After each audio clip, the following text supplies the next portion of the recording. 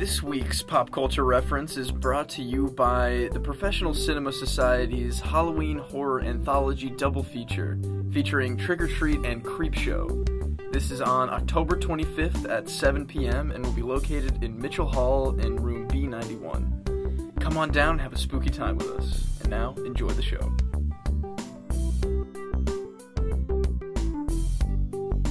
Hello everyone, broadcasting dead from the land of the remembered. This is Pop Culture Reference, your one-stop reference for all things pop culture. I'm Garrett. I'm Seamus Connolly. Ricardo Salgado. I think we're going to kick it right off with some news, boys. Seamus, I hear that you brought in some. The news that I am most interested about right now, I'm bringing it back to video games again. I hope I didn't already bring this up on a past podcast. The PS5 has officially been announced for release holidays 2020. It's going to be backwards compatible with PS4 stuff.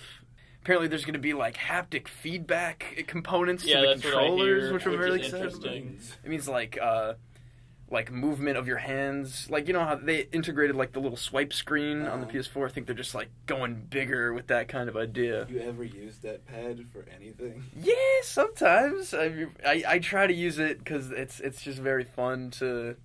That's like their innovation for this controller. I'm into it. Apparently it's going to support up to 8K resolution, which I think is a bit absurd. 8K? Because I think past 6K, the human eye literally can't tell a difference. So I think they're maybe preparing for, like, better TVs or something. I understand that PlayStation, like, trying to get ahead of that, but at the same time, that seems a bit extreme. It will be playing 4K Blu-ray and regular Blu-ray.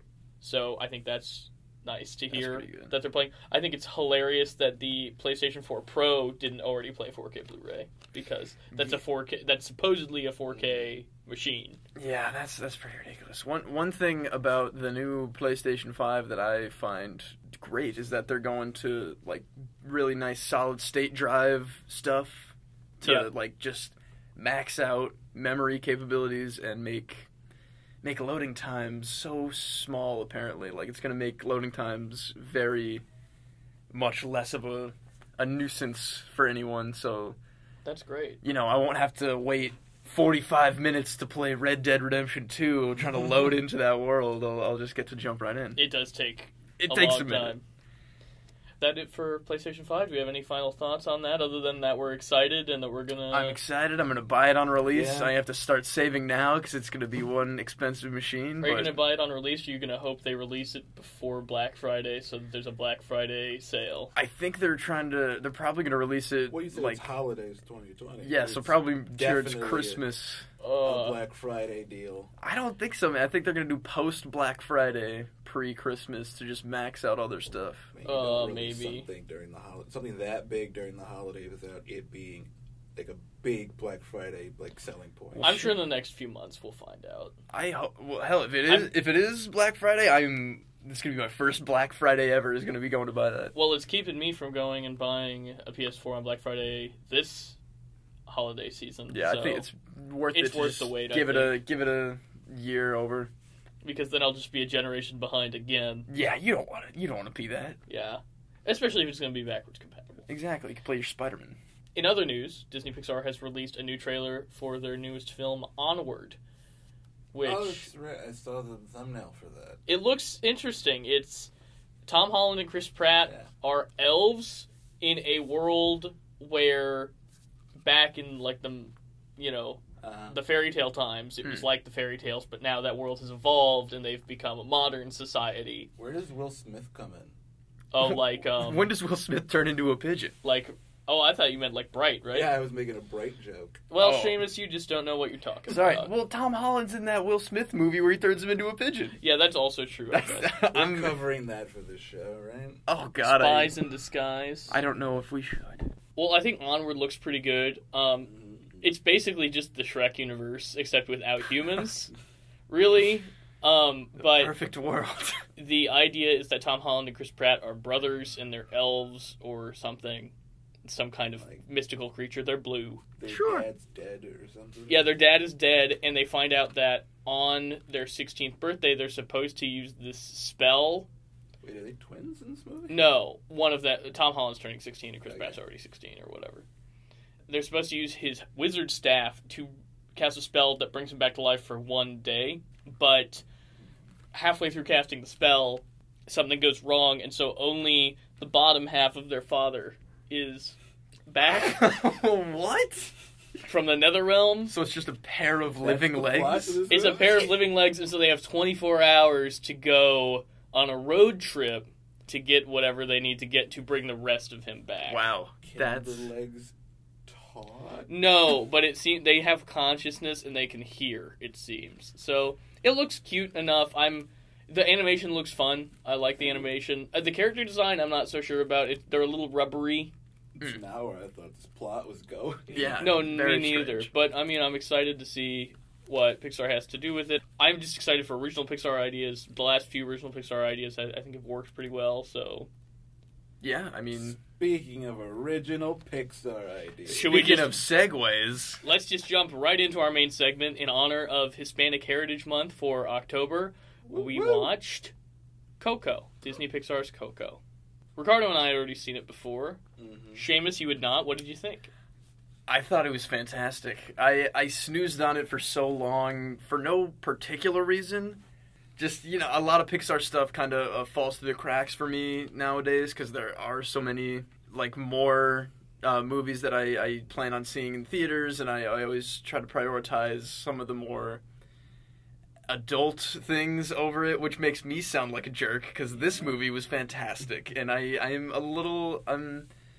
I don't know how I feel about having, made myself wait this long to see it, and Yeah, man, you don't get more adult than tequila and murder. yeah. Are we just jumping into spoilers? Well, I think real quick, let's give our thoughts on the film. I think it's surprisingly adult for a family film. I think it deals with death in a really somber, respectful way, but one that kids might not. It could be scary, I think, for a lot of kids. Just the existential horror. It was like, oh, one day no one will remember me. Yeah, That's God. a real possibility. Oh, the real death is being forgotten. Awesome. I'm 8 and I'm not supposed to be thinking about Yeah, that. it's dealing with family and legacy in a way that's really poignant, but also really complex. And I think that would intimidate a lot of younger viewers, which might be part of the reason that they released it the same year as Incredibles 2, which Pixar doesn't usually drop more than one movie a year, but it kind of makes sense to, you can corner both markets a little Yeah, bit. and I think they very successfully did that. Agreed. Because, along with how real these concepts of death feel in that, it's partnered with just skeleton shenanigans. Mm-hmm. And it's good skeleton shenanigans, Oh, you know? This movie's way funnier than I remember it being. There were multiple times where I was laughing out loud. Yeah, same here. Honestly, Man, Hector's a riot. Yeah, he's funny. The eyeballs falling through his head into his mouth. He's running, holding his hand, and he looks back, and he's like, "Hey, wait up! You took my arm or whatever." It's great. See, I guess we should give a brief premise of the film, which is Miguel, a young boy in a large family of shoemakers that outlaw music from their lives, really wants to be a musician following the steps of his idol, Ernesto de la Cruz. When Miguel steals the guitar of de la Cruz in order to play in a festival on Dia de los Muertos, he gets stuck in the afterlife and has to get his family's blessing to return back to the land of the living. And everybody in the afterlife is composed of skeletons, which is some really great visual humor. Yeah. They really have fun with it. The movie itself, the animation, I think, is... Oh, it's spectacular. It's incredible. The city, that one shot of just the full city alone. That has 6 million points of light or something in it. Oh, God, yeah. It's gorgeous. I think this is the prettiest movie Pixar's ever made. Yeah. I don't know I'll if I agree with can that. argue. The only other film that I can think that even holds a candle to it is Nemo. I was gonna say maybe Moana. I really enjoy. That's Moana not is not Pixar. Pixar. Yeah, that's Seamus. Annie, cut that out. Oh God, I don't know what I'm talking about. Oh man, I will say when he falls into water, I couldn't even tell that it was rendered water. It I was looked like thinking that real too. Water. I know the exact shot you're talking about. Yeah, dude, it's very impressive to say the least. So yeah, I think this is a big old thumbs up from me. I love this movie. I think it's gorgeous. Yeah, this is in the top, if not the top, Pixar movie for me. Oh, I think it's definitely a top tier Pixar film. Absolutely, it's a huge return to form for them. I think. Yeah, it has everything that it really needs for like a solid Pixar thing. It's got like, it has so much heart in it. It's got the humor to go with. There's the fun animal sidekick that goes along for the ride. Dante. Love Dante. The subtly named Dante. Yeah, right? Oh my god. I picked this up on this viewing also. So in one of the Ernesto de la Cruz films that we see Miguel watching, the horse's name is Dante. Really? So Miguel has named the dog after Ernesto de la Cruz's horse. Before we jump to spoilers, I think we should all assess what we think of the film. I say the hype is absolutely real. Yeah, 100% guaranteed. I will third that. It is the hype is real. It is couth. It is everything it needs to be. Truly. Couth or uncouth? I don't know. Skeletons. Still mad that they put that goddamn Disney Frozen short at the beginning of this movie when it was in theaters. They cut it after a week and a half. Wait, what was the problem with the Frozen short? It was like 30 minutes long. It was Olaf and Sven the reindeer on a little Frozen adventure, and it was super long and hurt ticket sales tremendously.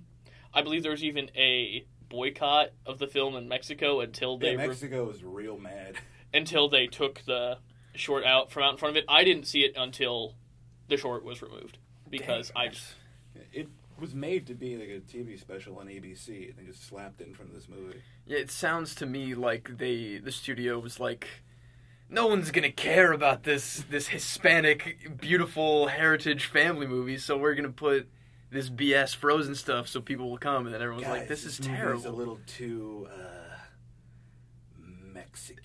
Yeah, basically they're like, we need some more Norse vibes going on before we can jump in. The whitest characters in our pantheon to be in front of this movie. Literally Olaf, the whitest character in their pantheon. So, I'm glad they, got wise and took it out. I mean, I will never see that short, I suspect, and I'm really glad that they pulled it. The thing that also really pisses me off about that is that it was taking the place of an actual Pixar short. Yeah. Like, there should have been an actual Pixar short in front of Coco, and there wasn't. I think it was supposed to be Bao originally in front of Coco that got put in front of Incredibles 2. Bao was great. Bao's a great short. Also, thematically, Bao would have been perfect for Coco. That's... Oh, yeah, boy. It's all about family and generations. Yeah, dude. The will of your offspring being different than the will of your own. So yeah, I think right now we're going to move into spoilers. So, spoiler warning for Coco.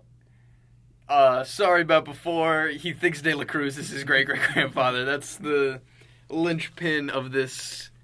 It kicks it off in a way that Miguel he's desperate to be the musician that he feels that he is on the inside, and on his family's ofrenda, he sees this picture of his great-great-grandmother with the face of his great-great-grandfather cut out. He puts two and two together with the picture, seeing that he has the same guitar as De La Cruz, and that is what kind of sparks him going off to hunt for that. Yeah. To steal it. To grave rob his... I mean, it's his birthright, right? If if De La Cruz is his great-great-grandfather. I mean, that's the point he tries to make, and everyone's like, no, that's BS. Get out of here. I don't know. Something that I noticed, there was a lot of foreshadowing in the opening sequence that I had not caught in the past, including that when Miguel is running through the street, he taps drums on statues of all of the different spirit guides that are out on the table, and then the last thing he taps is the garbage can that has Dante in it. Foreshadowing, of course. Oh my god. That Dante is a spirit guide. That is incredible. went right over my head, and that's dope. I thought that was a pretty fantastic little touch. The details in this movie, the little details, are so incredibly well thought out and well executed that you don't even think about them. Clearly so much work went into the background stuff of this movie that I think doesn't go into a lot of film. Yeah, the animation, the small details, the music in general is just... musical. Oh, yeah. I mean, it's a musical, and it's great about it. It's so good. Is this the only musical that Pixar's made? Yeah, I'm pretty sure. Is that true? Mm-hmm. I mean, there's like music in other things. You could say even maybe Toy Story is kind of musical in that Randy Newman sings over a lot of scenes. Baked into the DNA. No, this is this movie is specifically about music and all about music. Yeah, it's wonderful. So Miguel gets the afterlife. He finds his ancestors who will only give him their blessing to go back if he never plays music again. So he decides to go find De La Cruz to get De La Cruz's blessing. Something that, just very quick tangent, that I was confused about the afterlife is, it's like a future city where there's flying trolleys and whatever, but also they all have Windows 95 computers. Oh, yeah. Like, the technology is super outdated, except for... It's dead technology. What? I guess that's true. I guess it's dead tech. Then again, what year is it supposed to be? Like, is there any modern... I don't know. I'm trying to think. Do they clues? He doesn't have, like, a cell phone Yeah, or no, anything. like they have His family's, like, shoemaker, like, cobbler people. That's the most modern technology I guess we see other than a computer is a VCR that Miguel has stowed away in the attic. So I guess it could be set in a previous time. Yeah, I guess we don't really know. I mean, it doesn't really break my, suspension of disbelief when we're in there and she like, ruins the computer. I thought it was an interesting, I wondered what the decision-making behind that, but now that Ricardo said it's a dead technology, I think that's probably what it is. Someone threw that out as a throwaway in the writer's room, and they were like, that's funny, we're writing it in. Mm-hmm. I thought you were going to point out that it's the afterlife, but it seems like everyone has jobs. Yeah, that is also interesting. I mean, we'd get bored for eternity, right? I guess it's something to do. It's something to do. Yeah. Also, is there a government in this weird afterlife? Because there's customs. Yeah, there's regulations for traveling. Are there laws? Is there any kind of, social welfare programs for the people who are about to be forgotten? How do those guys feel about working the one day of the year where they've got, stuff to do? That's a good question, too. That's very... It's like working on Christmas. Cops, I guess. Yeah. There's the cops, and one of the cops Okay, so we meet our con man, Hector, who is, I think, one of the best characters ever put into a Pixar film. He's great. He's really great. And he has been trying to get through customs because there's nobody that's put his picture up on an ofrenda. He really needs to get back to the land of the living, and a police officer lets him off with a warning. So there are police officers in this afterlife. And maybe one of the few rules is about, not being able to cross over without specific things going down. You physically can't. Yeah, you physically Right, yeah. Everything about the way Hector is animated is incredible. His body operates on Mr. Potato Head laws of just whatever body part is removed is kind of autonomous, but also kind of linked to him. Yeah, it's great. Also, just seeing him walk down the street is just he's got a weird skeleton swagger to him. It's great. And I love in the scene where he's talking to the police officer when his hands are animated to just be little dudes. Yeah. And walking over his forearm and stuff, mimicking walking over the bridge. I thought that was gorgeous animation. They really had fun with the way the skeletons are animated in this film. And they really have fun. Or at least I thought it was very fun that he is disguised as Frida Kahlo in the beginning part. And then we meet Frida Kahlo. Yeah, I think she's very funny. I like. That's one of the funniest bits in this whole movie. Absolutely. It's so dead on. Yeah, it really is. Because he'd be if Frida Kahlo were alive today, she'd be doing weird performance art, right? Yeah, dude. Yeah. And it's so accurate. It's not even it's more of a tribute than. I love it. And the dances are all me sucking from a cactus. That is also me. Yeah, that's so. It was wonderful. It's That's a pretty great bit, I think. That was something I wrote down that was like, this is the funniest thing I've ever seen. Truly. It was like the funniest non-cameo ever. Or at least that I could remember. I like how dressing up as Frida Kahlo is a running bit in this movie. Yeah, because he does it again to get into the party, right? Yeah, and that's a pretty organic way to link him to be able to get him to Frida Kahlo when he and Miguel agree to work together, so to get Miguel to De La Cruz so that Miguel can get out and put Hector's picture on an ofrenda. That's a really nice way to start our little adventure. It doesn't feel forced in any way. You guys want to talk about Cheech? Cheech. Wait, the character of Cheech or Cheech Marin? Was that the character? Cheech Marin who played? No, Cheech Marin plays the customs officer, and then the character of Cheech is not played by Cheech Marin. He's played multiple roles in movies before. He could have just tweaked his voice. But the character of Cheech... Yeah. I was more talking that whole sequence. Yeah. You find out, it's like, there's death after there's death. Post-death death. And it is this tender, wonderful moment that is also heart-wrenching, where Cheech, who is about to be forgotten in the real world and there go on into the final death, is being serenaded by Hector as his dying wish. Yeah. It's his one last request is play me that one funny song. It's so... Yeah, I like that the song isn't like some tearjerker ballad thing. It's like a funny kind of song you would sing with your buddies on a night of drinking. Yeah, it's like an old friend saying goodbye in like a very sweet and honest way. It's so human. It also made me think about the scene in have you guys read Grapes of Wrath? No. I've seen Grapes of Wrath. I don't know if it's in the film or not. There's a sequence where Grandpa Jode is dying, and they turn up to a shanty town, and this family offers Grandpa Jode their tent so that he can die in a tent instead of out in the elements. Jeez. And it's just the little human thing that you can do when you're all down on your luck. And what can I do to make this easier for you? And it made me think about that a little bit. Too real. I didn't expect it to get...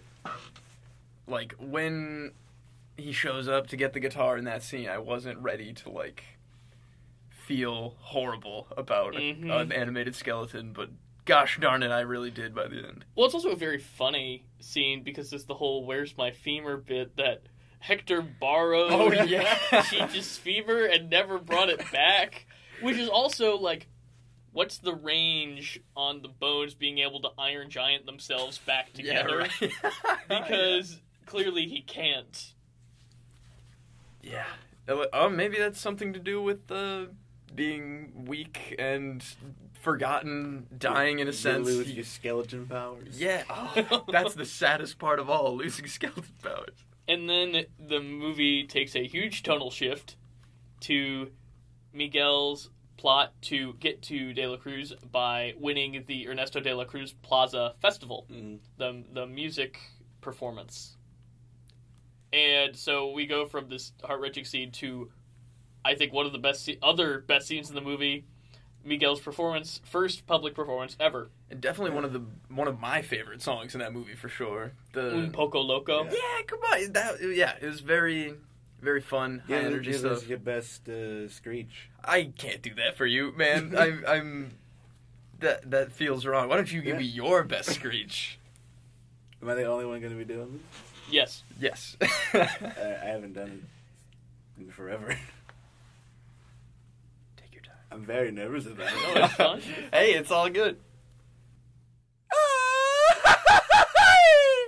Yeah, man. That's wonderful. That's that what sounded it is. great. You don't know how to play guitar, do you? I do not. Damn it. Never mind. That's too bad.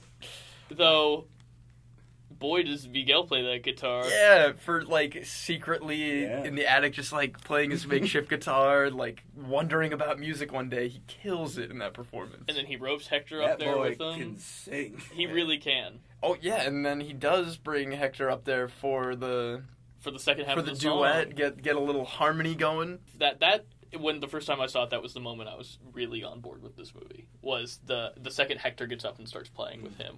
I was like, okay, yeah, no, this movie's great. Yeah, God. Hector tap dancing with his bone feet on the stage. I love it. That's a pretty. It's very skeleton funny thing to do. All that bone choreography. It would have been so hard to animate, I Truly. think. Also, while we're on how talented Miguel is, there is a amazing featurette on the DVD talking about the boy who plays Miguel. His name is Anthony Gonzalez. He was originally hired just to be on the scratch track. So the scratch track is when they're doing rough animation of the film and they need approximate timing of the dialogue. And so they hire actors who usually won't be the final actors in the film to just record the dialogue. And Anthony Gonzalez was doing such a good job. He was recording with the director Lee Unkrich, who for the scratch track was doing the voice of Hector. On the featurette, they're filming this scratch track session. And Lee Unkrich is like, hey, Anthony, real quick before we wrap up, there's something I really want to tell you. And so they bring Anthony's mother in, and they bring in a couple of the members of the crew with a big photo frame wrapped. And Anthony Gonzalez unwraps it. It just says, in this really gorgeous graphic design, Coco font, it says, you got the part. So Anthony Gonzalez, who is supposed to just be on the scratch track, got the role of Miguel in the actual film. That's actually him singing. And in the featurette, you can see his mother crying and thanking Lee Unkrich. And I mean, like, talk about your big break. Like, just not even expecting something like that and getting it dropped on you, and for it being as good as it is, like, it's a great performance. Like, it's incredible. He is so good. Mm-hmm. Like, that you said that is him singing. Yeah, like. He's got a set of pipes on him. It's great. Yeah, really he does. I want to watch that featurette you're talking about. I'll send you a link, Seamus. Oh, please do. If I remember correctly, he was on TV before. It was a Hispanic version of The Voice that's called La Voz Kids. I believe he was on that. Oh, cool. Oh, right on. I didn't know that. So he was a singer before he was a voice actor. Mm-hmm. I hope he sticks with it. I hope he gets more voice work. Me too. I think he's fantastic. But I thought that was a relevant point to bring in that little anecdote because it's something that I really that makes me like this film even more. Yeah, God, it's so good. Before that, this new duet can be announced as the winners of the Ernesto de la Cruz Plaza performance, they have to run away because Miguel's family has caught up with him, and they're being hunted to make sure that Miguel goes back with the stipulation that he cannot play music. So he eventually makes it to Ernesto de la Cruz's big old party up at the top of the afterlife world. He meets up with Ernesto de la Cruz. They hit it off immediately. Yeah, they're hanging out. Seems like an instant connection. Uh-oh. What's this? Trouble. There's a twist. There's trouble in River City, my boys. Hector shows up trying to make sure that Miguel gets his picture back in the ofrenda, and Hector and Ernesto de la Cruz have a past. A very sordid past, if you will. As it turns out, Ernesto de la Cruz and Hector used to play music together. Hector was the songwriter, and when Hector tried to leave to go back to his family, Ernesto de la Cruz murdered him and stole all of his music. And which seems like a bit of an overreaction. Also, in a very strange, narcissistic point to De La Cruz. In his movie? Yeah, he does it the exact way, line for line, that he does in a movie that he stars in later. So he documents... He documents his murder of his best friend and writes it into a movie. Except in the movie, De La Cruz is the one getting poisoned and figures out that it's poison. Yeah, what a scumbag. And write what you know. Yeah, well... That's what they say. If you know how to poison people, I guess. Miguel knows too much, doesn't have De La Cruz's blessing. He and Hector are banished from De La Cruz's palace. Into that gorgeous water pit. Why does Ernesto de la Cruz have a Lazarus pit? He's a skeleton. He's obviously an evil skeleton at that. He might as well. I don't think that's his pit. I think it's just a pit also there. The general pit of... Ooh, excuse me, I almost swore there. There's It's also a family show. there's also ruins in the pit, which indicate that there are ruins in the afterlife. So, like, are there past societies? Are those the people are those like the Aztecs that Oh yeah. that have all been forgotten? Just a That crumbling brings up, we mean, civilization, like specific Aztecs are probably forgotten, but Aztecs as a whole are still remembered. like Montezuma. Is Maybe that's Montezuma where- somewhere kicking it in this chilling out. afterlife still? I don't know how many ofrendas have Montezuma. Well, on just them. because he can't visit the afterlife. Also, I or guess- the Oh, I living. suppose. An afterlife of only Mexicans. So Yeah. So does everybody else? It's just Is it only Mexicans get an afterlife? I guess. like Yeah. Mexican Catholicism is the one true religion, but specifically Clearly. regionally Mexican Catholicism. Oh, well, good for them. so They figured it out. suck it, guys. Suck it, God. Take that. I'm winning the afterlife game here. So we learned that Miguel has wrongly assumed that De La Cruz is his great-great-grandfather, and it is in fact Hector. And then in a mad Big reveal. dash, And we find out the name, why the movie's called that.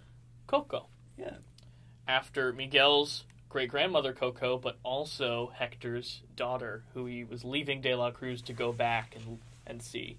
Who was the only person in the living realm who still remembers him. And she has Alzheimer's or dementia, some kind of disease that she's losing her memory of her father, and it is very important that Miguel get back with the picture of Hector so that Hector will be not lost in the nether realm, but instead be able to come back and see Coco. And then when Coco eventually dies, see Coco in the afterlife. Oh God, yeah. You know, see, this is where like when we get the reveal about Coco and all that. That's when the waterworks meter starts coming up a little bit because good God, does it get emotional? Oh boy. And then there's a huge MacGuffin sequence of trying to get back the picture of Hector from Ernesto de la Cruz, which eventually ends with de la Cruz being exposed on television at his concert. Which, if I'm going to nitpick, little cliche, but I'm not going to lose sleep over it. I don't Yeah, care sure. because it's not about de la Cruz to Yeah. me. It's about the relationship between Hector and Miguel and Coco and all of the main characters who I am invested in. That's what matters to me. I don't care about De La Cruz as much. So him getting his comeuppance efficiently works fine for me. I just meant like how it was done, the whole like turn the camera. Yeah. The La Llorona concert sequence that precedes that is awesome. Oh yeah, It's absolutely. incredibly choreographed. It's a great action sequence. Imelda getting stuck on stage with the picture and her and De La Cruz having a dance battle to try to get it over to Miguel. The picture is ultimately lost, and Miguel returns to the mortal coil, believing that Hector will be permanently forgotten. When he goes to see Mama Coco, trying to rouse her, jog her memory. what does he do, Ricardo? He plays the song that's been hammered home this entire movie. Remember Me. And does she remember, Ricardo? Does, and everyone starts crying. Yep, that's when it happens. Oh boy. Did you cry, Seamus? I teared up, Garrett. I'm not gonna lie to you. I didn't cry full on, but I definitely got misty.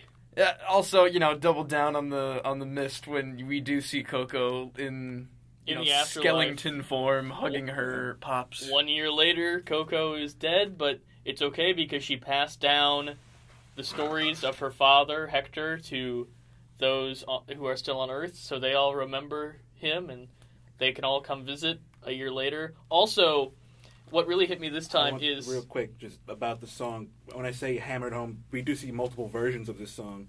Yes. And it plays into the character of Ernesto and how he is just a really bad guy. Yeah, he was using Because this he takes this very personal ballad. touching song meant written by Hector for Coco, his daughter, and he kind of twists it into this big, bombastic, kind of all about me show tune. Yeah, that's exactly what it is. Yeah, like the sentiment of that song from him ultimately goes into why he's so popular and famous and endlessly not forgotten in the afterlife. Which makes it hit home more when you get that flashback sequence when he's actually playing it for Coco. Absolutely, yeah. Something I had only thought about this time around watching it is that the last time Miguel and Hector see each other until Miguel dies, and however long, is Miguel crying over Hector thinking that he's going to be forgotten, saying, "I promise I won't let Coco forget you," and then back to the mortal coil. That's when I just lost it this viewing. Was not even during the Remember Me song, but at the end when we see Hector and Miguel and the whole family together on the next Dia de los Muertos, and you realize how long it's going to be before those guys see each other again. God. It's rough stuff. Pixar coming in hot again with the tearjerker, and it's all worth it. It's so good. But it's an absolutely wonderful film. I think it's a gorgeous film. It is one of the most emotionally poignant films that Pixar's ever made. Yeah. Agreed. Do we have final thoughts on Coco? Watch it if you haven't. It's on Netflix. Yeah, definitely watch it. Please watch it. Netflix is going to be on Disney+. If you're Mexican, you've probably already seen it. Watch it again. There it is. Great. All right. Let's move on with the show.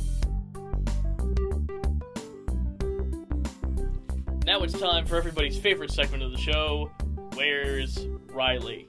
Ricardo, do you have any guesses for where Riley is on this fine morning? It's like, 9 a.m. right now? Yeah. 9:30. I'm going to... He's probably at home, right? He's at work. What? He's got work all weekend. Poor Riley. Riley, as far as I am aware, he's not said anything to me, despite having claimed to have listened to at least the first episode of the podcast, which doesn't have Where's Riley, to be fair. Mm-hmm. Riley is still unaware of the Where's Riley segment that we are doing every week. So, I think that makes it a little bit funnier. But this has been... Yeah, how many times have we done this now? 5. He's not at all curious as to why this keeps happening? Guess not. Every, Saturday or Thursday? Thursday, Friday, or Saturday. Around the same time, every week. He's just a pal. He just, I'm just checking in on him. He knows that. Sometimes I kind of change up the way I ask him a little bit. I'm not always just like, where are you right now? But anyway, this has been Where's Riley?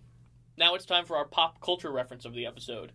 I've picked this one because of Ricardo's fondness for using this term. Today's pop culture reference is backdoor pilot. A backdoor pilot is an effort to get something, usually a television show, started from an already established television show. So if you have a set of characters that are new to the show and only on one episode of an already established television show that's only tangentially related to the main plot of the first television show, that's usually a backdoor pilot, meaning that they are trying to start a new television show based off of these new characters starting from this show instead of just starting from a pilot. This usually helps the show have a built-in audience and is an easier way to get a episode of television produced than strictly making a cold pilot. Ricardo talks a lot about using a backdoor pilot, often in the sense of podcasting. I think it's an applicable term outside of just television, but that's where it originated. I've got so many spin-off ideas, Garrett. Ricardo, can you think of a notable example of a backdoor pilot off the top of your head? Oof, not off the top of my head. I think the most popular one that I can think of is on the television show Jag. They have the backdoor pilot for the show NCIS, which is the most popular television show on air somehow. I've never even heard of Jag. Everybody's grandpa watched Jag. My grandpa watched Jag. Is NCIS still on the air?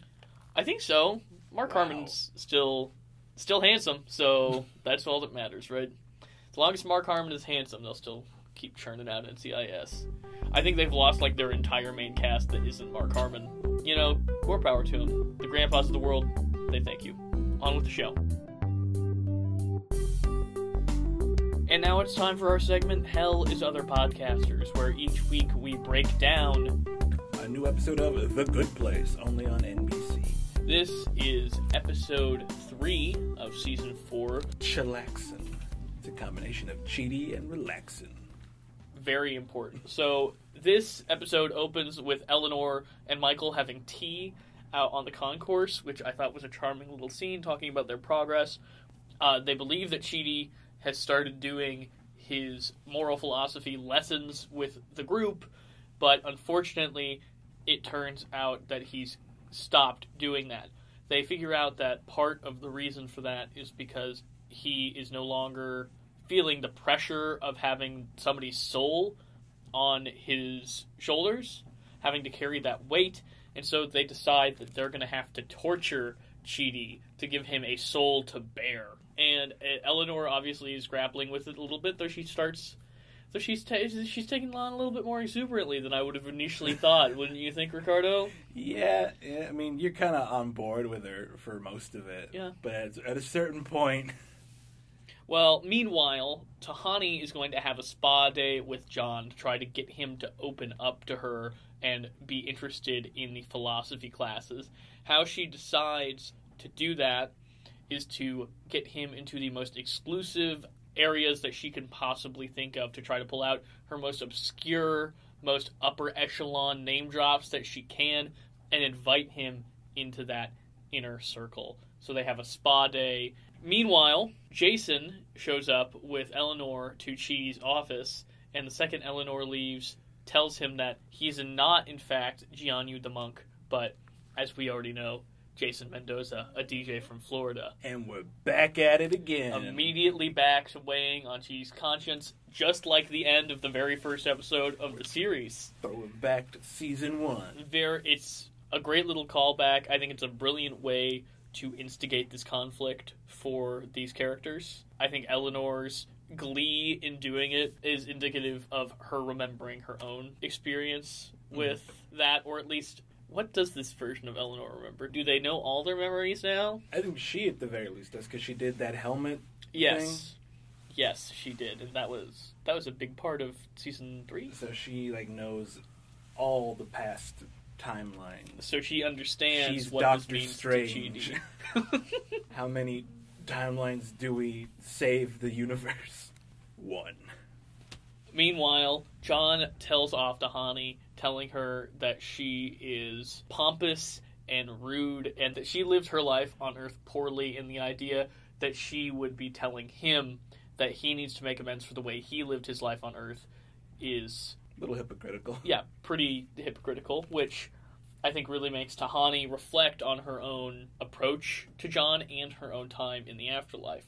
Eleanor, having been a little overzealous with her treatment of Chidi, is kind of talked down by Michael, but in the middle of the conversation, Chidi barges in to the architect's office saying that he feels like he's done something wrong and is being punished for it, which breaks out Eleanor in tears.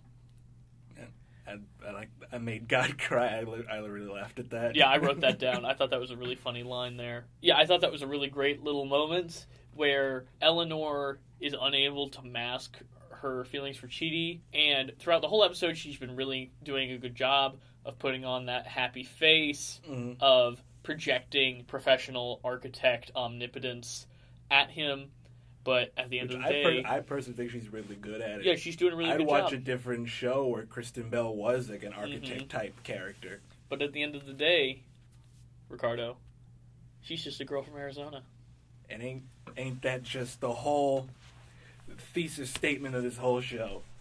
But finally, Michael is able to plant in Chidi's brain the idea of bettering Jason without actually telling him to do so. So we see Chidi go back to Jason with the idea that he's going to form a study group once again. Now, this isn't apparently going to go on with every character, though, because as Tahani says, she's going to try to reach out to John through meaningful, deep, personal connection. This is a conclusion that she comes to talking to Janet, and she goes and reaches out to John on a personal level, talking about her own loneliness from being in that upper echelon, that upper crust of the upper 1%. Yeah.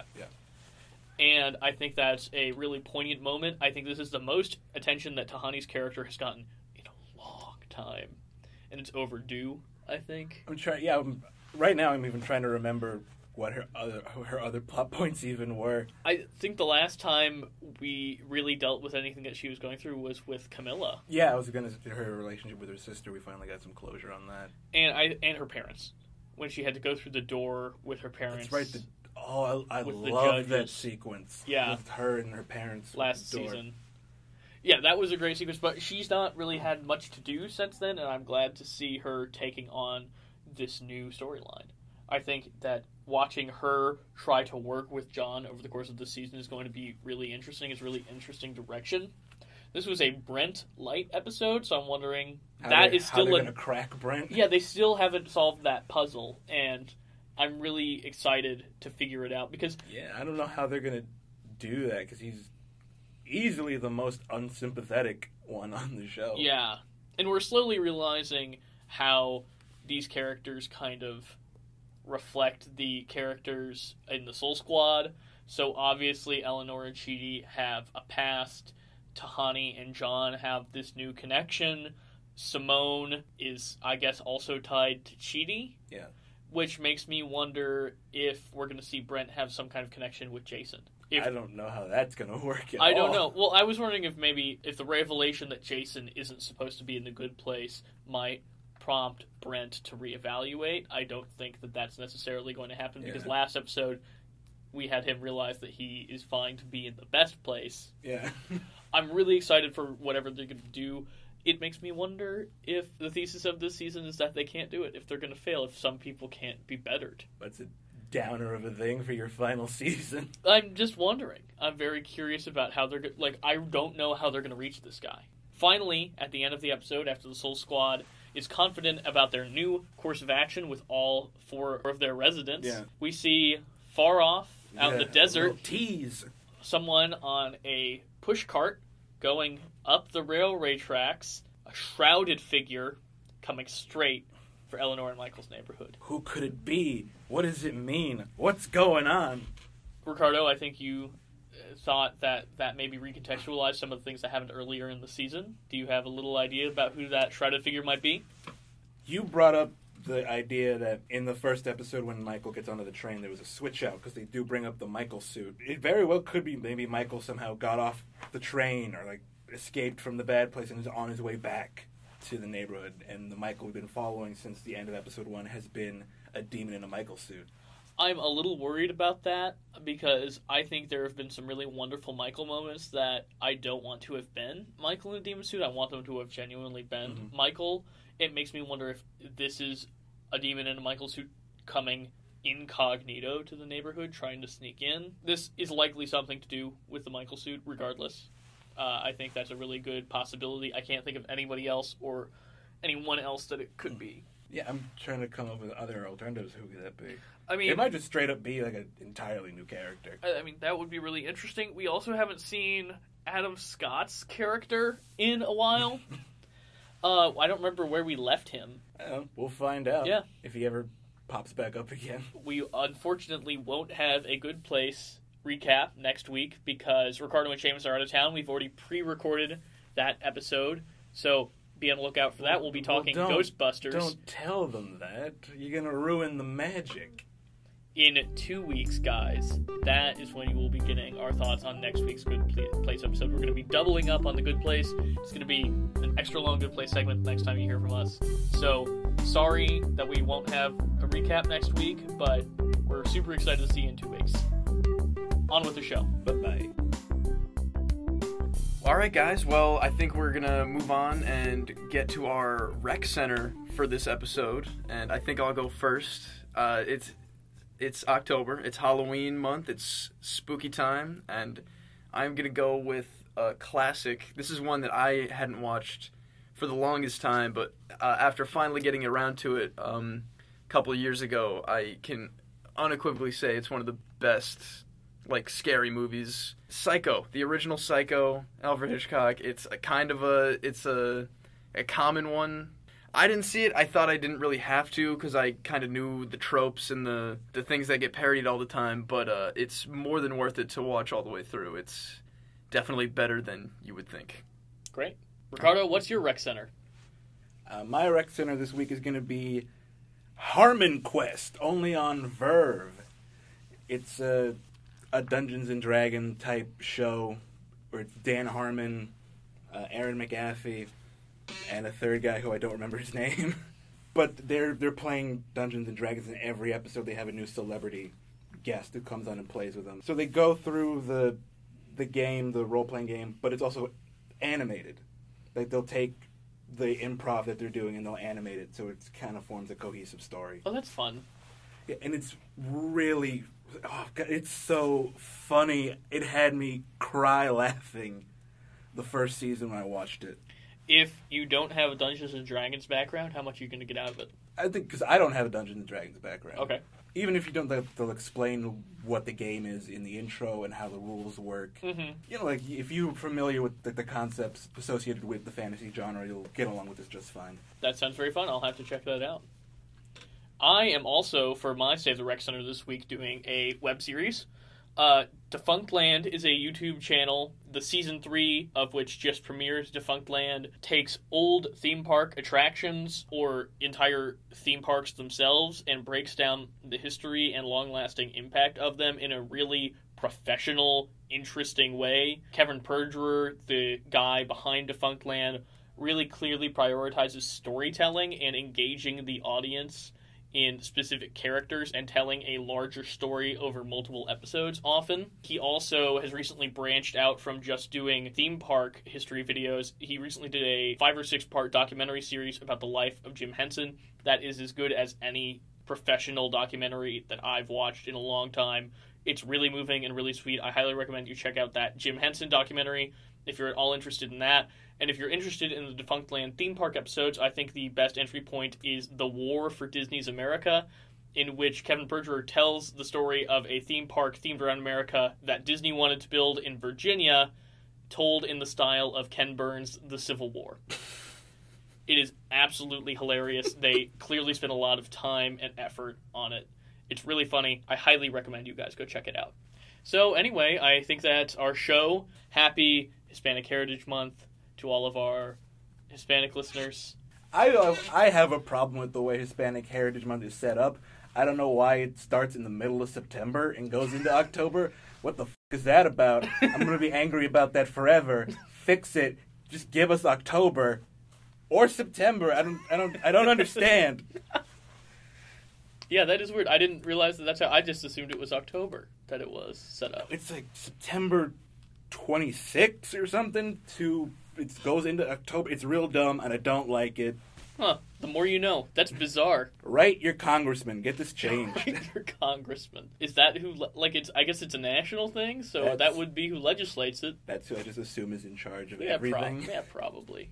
I think this has been a nice, extra long episode of Pop Culture Reference. I hope you guys hung in with us all the way. If you ever want to talk to us about our rec centers or whatever our main segment was, you can reach us at popculturereferencepod@gmail.com or tweet us at PCR_podcast on Twitter.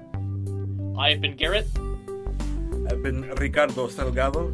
Seamus isn't here, but he was also here earlier. So he was Seamus. And this has been Pop Culture Reference. Make sure you go check out the Professional Cinema Society Halloween Horror Anthology double feature featuring Trick or Treat and Creepshow on October 25th at 7 p.m. in Mitchell Hall B91 if you're in the Milwaukee area. Thank you so much for listening, guys. We'll see you next week.